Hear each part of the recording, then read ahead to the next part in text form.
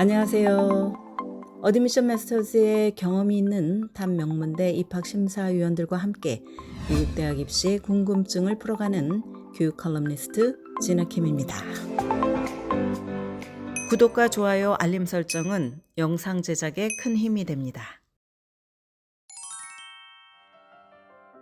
하버드 대학의 지원자 중에 소수는 매년 일반에게 잘 알려지지 않은 뒷문으로 입학을 합니다.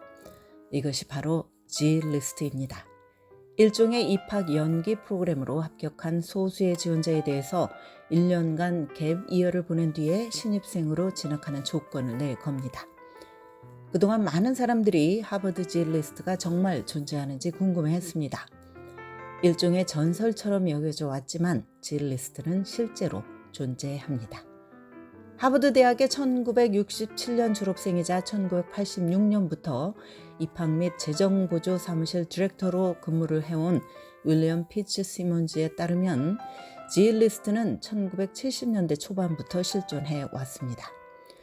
G-리스트라는 이름이 붙은 이유는 이들이 정시 지원과 대기자 명단에 오른 학생에 이어서 입학 허가를 받은 마지막 그룹이기 때문입니다. 이 리스트는 최근 들어서 더 적극적으로 활용이 되고 있습니다.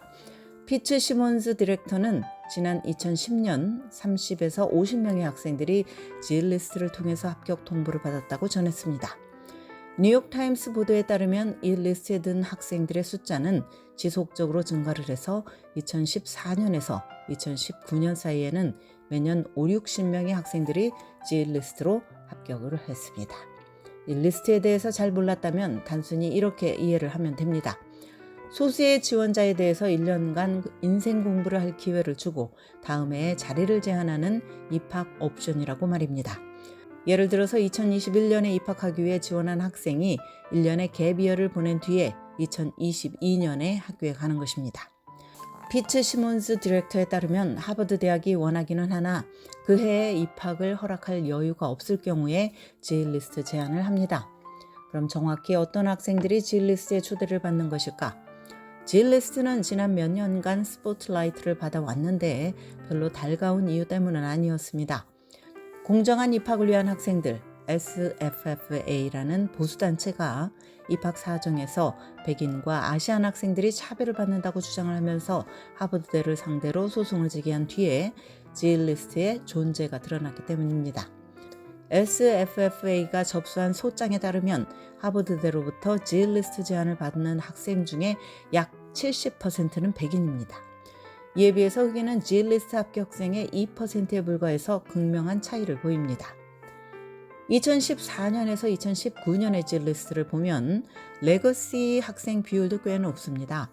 G-리스트 학생 중에 거의 절반이 하버드 동문 자녀들인 것으로 나타났습니다. 하버드대에서 레거시 학생들의 합격률은 33%로 전체 합격률이 6%를 밑도는 것에 비추어 보면 매우 높습니다. 그러므로 G-리스트의 학생들은 동문과 기부자 자녀들이 평균적인 일반 지원자에 비해서 압도적인 혜택을 받고 있음을 보여줍니다. 또한 이 리스트는 부유층에 유리한 것으로 추정이 됩니다. 2010년 하버드대의 학생신문인 더 크림슨에 28명의 G-리스트 출신 학생들을 인터뷰를 한 결과 28명 중 단지 4명만이 재정 보조를 받고 있음을 발견을 했습니다. 이 대학의 전체 학생 구성원 중에 70%가 재정 보조를 받고 있음을 감안을 할 때 이것은 엄청난 차이입니다. 그럼 만약 내가 G-리스트 제안을 받는다면 이것을 어떻게 받아들여야 할까? 이것은 모든 학생들이 답을 찾아봐야 할 질문입니다. 먼저 하버드 학위는 매우 권위가 있습니다. 게다가 하버드를 졸업하면 내가 G-리스트로 합격을 했는지 남들은 알지도 못하고 그냥 하버드 졸업생으로 기억을 할 것입니다. 또한 내가 하버드에 합격하고 싶었던 열망이 어느 정도로 컸는지 고려를 해야 할 것입니다. 하버드가 나의 지원 대학 리스트에 있었다면 아마도 나는 다른 탑 대학들에도 지원해서 합격했을 가능성이 매우 높습니다.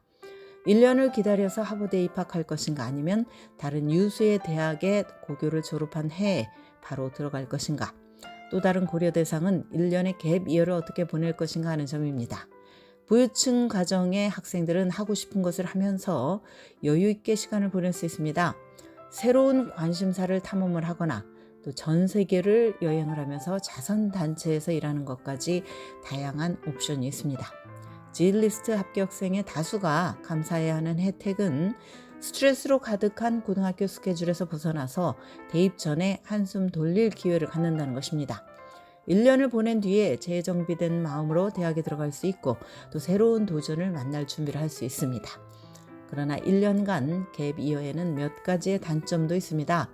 예를 들어서 저소득층 가정의 학생들에는 졸업이 1년 늦어지는 것이 재정적인 부담이 될 수 있습니다. 갭 이어 동안 일을 한다면 소득이 늘어서 재정보조 패키지에도 영향을 줄 수 있습니다.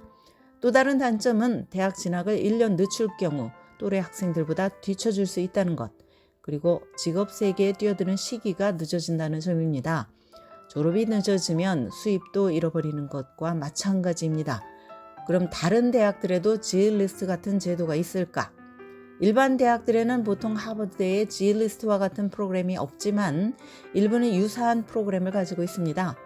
2016년 시카고 대학의 학생 신문인 시카고 머른에 따르면 시카고 대학은 30명의 학생들에 대해서 G리스트 옵션을 제공을 했습니다. 버먼트의 리버럴즈 컬리지인 미들베리 컬리지와 콜로라도 대학 등 일부 대학도 갭 받기 옵션을 제공을 했습니다. 오늘은 하버드대의 G리스트에 관한 말씀을 드렸습니다.